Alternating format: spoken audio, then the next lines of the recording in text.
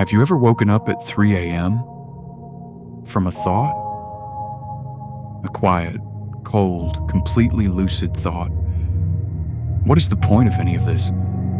You get up, you work, you impress people you don't particularly like, to buy things you don't particularly need, to fill a life that sometimes feels like a very well-decorated waiting room. And somewhere underneath all the noise, let's say the quiet part out loud.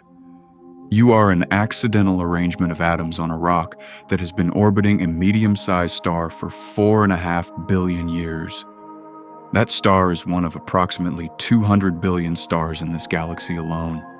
And this galaxy is one of 2 trillion galaxies in the observable universe. The cosmos was here before you. It will be here, in some form, long after the last human thought has dissolved. It does not know your name and does not care about your heartbreak. It does not care about your ambition, your hard work, or your most humiliating memory. And here's the part that modern culture spends an enormous amount of energy trying to distract you from. In the cold arithmetic of deep time, your entire civilization is a rounding error. Every empire that ever rose and terrified the world is now a paragraph in a textbook that fewer and fewer people read. Every monument built to make someone immortal is either rubble or a tourist attraction. The languages that billions of people once spoke to their children are now puzzles for academics.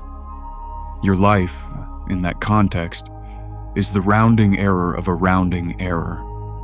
Think about the sun. In approximately 5 billion years, it will expand into a red giant and swallow the earth whole. And when that happens, every painting ever painted, every song ever recorded, every name ever carved into stone will be gone. And long before that, in a few 100 million years, the conditions that allow complex life on this planet will have already ended. Humanity, in all likelihood, will be a brief chapter in a story told by no one. The cosmos does not know you exist. It does not care about your broken heart and your hard work. Nothing you do matters. And if you have never let yourself fully sit with that, you should, because something unexpected happens when you do. If the universe doesn't care about you, it also doesn't care about your failures. Think about the weight you are actually carrying right now, the embarrassment you have mentally rehearsed 100 times, the version of yourself you carefully perform online so that other people will approve, the comparison you run every morning without meaning to, between who you are and who you think you are supposed to be, the conversation you had 3 years ago that you still replay, editing your lines, wishing you had said something different. Now imagine setting it down. Because here is what pure nihilism, at its most honest, actually gives you. None of it is written into the laws of the universe. The cosmos has no record of your worst moment. There is no grand cosmic rubric against which your life is being measured and found wanting. You did not arrive with a blueprint, which means you cannot ruin a plan that was never there. The philosopher Carl Sagan once looked at a photograph of Earth taken from beyond the edge of the solar system. Just a faint point of light suspended in a sunbeam. And he said that everything that has ever happened in all of human history occurred on that mote of dust. Every king, every conquest, every act of cruelty, every moment of love, every embarrassing thing you have ever done. A mote of dust. That is the exhale and the relief. Your failures are not cosmically significant. The pressure you carry, the invisible scoreboard in your head, none of it is load-bearing in the architecture of reality. The void isn't a mouth waiting to swallow you. It is a silence in which, for the first time, you are allowed to stop performing. You are, in the most technical sense of the word, cosmically off the hook. So breathe. This is where most philosophy videos stop. The nihilist inhale, the existentialist exhale. Nothing matters, so you are free. Go look inside yourself, find what drives you, and build your own meaning. It sounds like a victory and has 100 million views. But here is what those videos don't tell you. Optimistic nihilism works beautifully on paper, and paper is exactly where it stays. Because we do not live on paper, we live in bodies, in relationships, in the middle of the night, when the thoughts come back and the ceiling offers nothing. And in that reality, your mind cannot survive on a diet of pure nothingness. We are not philosophers first.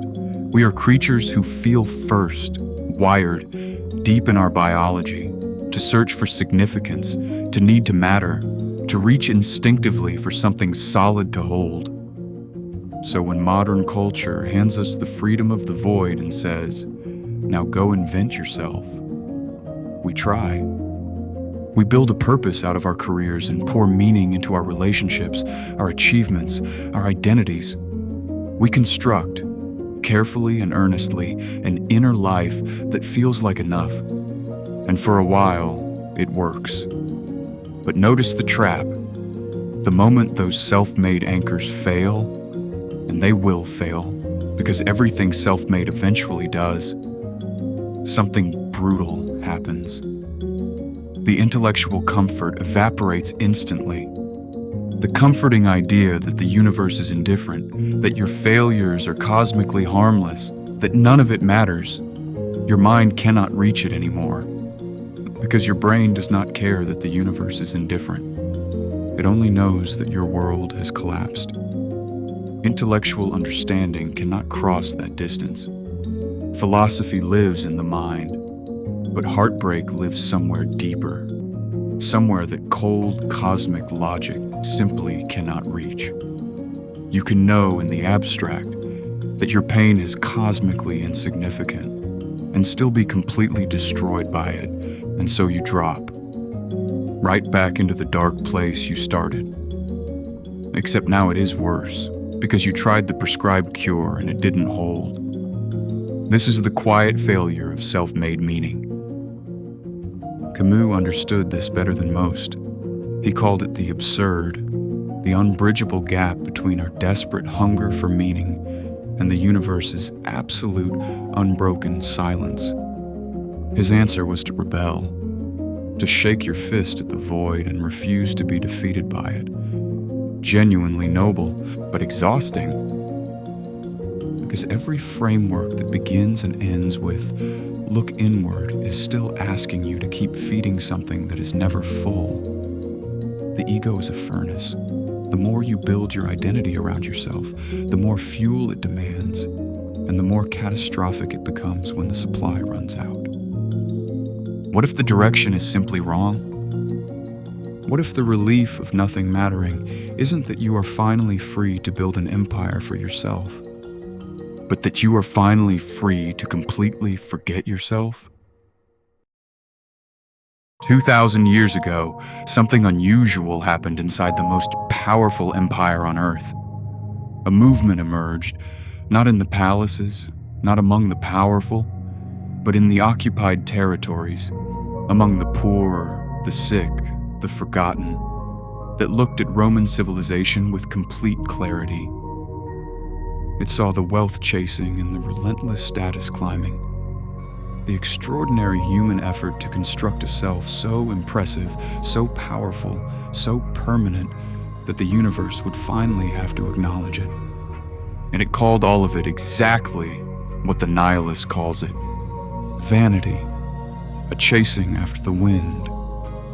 But here is where it diverged from every secular philosophy that came before and after it. It did not respond to the emptiness of the world by turning inward. It didn't say, "Since nothing out there matters, go find what matters to you." There was no consolation of self-discovery, no dignity of rebellion to retreat into. It responded with something the Roman world had no framework for. A carpenter from a backwater province stood in front of crowds of people who had nothing, no power, status, or security, and told them that the most powerful thing they could ever do with their lives was to wash someone else's feet, to feed the stranger who would never see them again, to carry a burden that was not theirs to carry, to love people who could give them absolutely nothing back. There's a word for this in ancient Greek, kenosis, self-emptying. It was not self-improvement or self-expression, and not the strategic investment of your energy into relationships that benefit you. It was the deliberate, voluntary pouring out of yourself, becoming less, so that another person might have more. Now hold this idea against the nihilist premise. If nothing material lasts, if the awards rust, and the followers move on, and the achievements dissolve quietly in deep time, then spending your one finite life accumulating things for yourself is not just futile.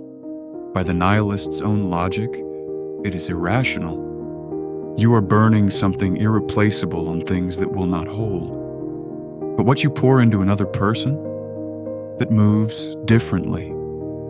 Think about the people who have mattered most in your life. There is likely someone, a parent, a teacher, a friend, a stranger who stopped when they did not have to, who gave you something that cost them, time they did not have, comfort they set aside, pride they were willing to let go of. They showed up not because the situation benefited them, not because it fit their personal narrative, but simply because you needed someone and they were there. That moment did not make the news or anyone's highlight reel, but it is still alive in you right now. It redirected something. It gave you language for who you are, or courage you drew on later, or the simple, foundational knowledge that you were worth someone's cost. These moments do not decay the way achievements decay. They lodge in people and move through generations. They echo outward in ways that cannot be tracked and do not stop. History gives us this logic carried to its absolute end.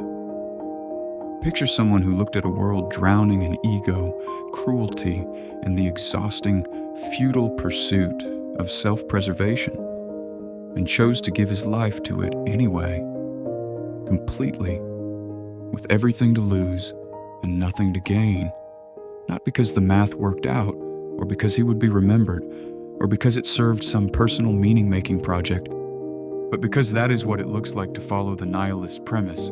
Nothing I accumulate will last, all the way to its only honest conclusion. If nothing you hoard matters, then everything you give away does. Let it go. You are minor and fleeting. You are a whisper in the cosmic dark. But when you step out of your own head and pick up a burden that is not yours and spend yourself on another human being who cannot repay you, suddenly, without announcement, everything matters. Thank you for watching.